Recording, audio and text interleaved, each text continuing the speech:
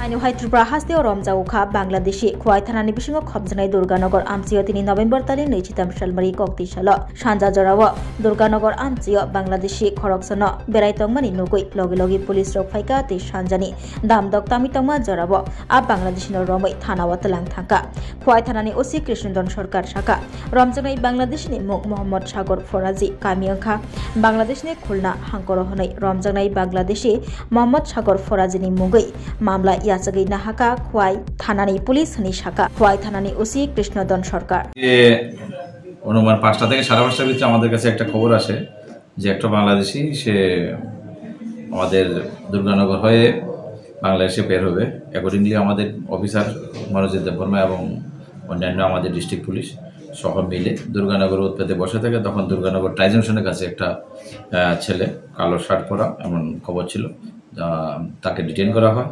জিজ্ঞেস করার পরে সে প্রথমে বলেছিল সাগর শেখ, পরে তাকে জিজ্ঞেস করা বলছে। আমরা চেক করে তখন জানতে পারলাম মোহাম্মদ সাগর ফারাজি, বাবার নাম এমডি আউয়াল ফারাজি, সেটা হচ্ছে ধনসাগর, পোস্ট অফিস জহুরুল বাজার, পিএস মোরলগঞ্জ ডিস্ট্রিক্ট, খুলনা, বাংলাদেশ।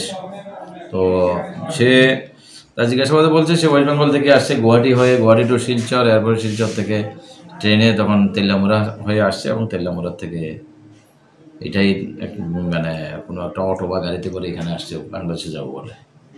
মূলত কিসের জন্য এসেছে স্যার, এই বিষয়ে কিছু কাজকর্ম করে বলে আমরা শুনেছি। অ্যাকর্ডিংলি আমরা এটার উপরে ফার্দার ইনকোয়ারি করবো, দেখা যাক এটা পিছনে আর কে জড়িত থাকতে পারে। তার সঙ্গে কিছু পাওয়া গেছে না, তার সঙ্গে কিছু প্রায় ৬-৭ হাজার টাকার মতো, ৭,৩০০ টাকার মতো পাওয়া গেছে। ইন্ডিয়ান না বাংলাদেশি? ইন্ডিয়ান টাকা।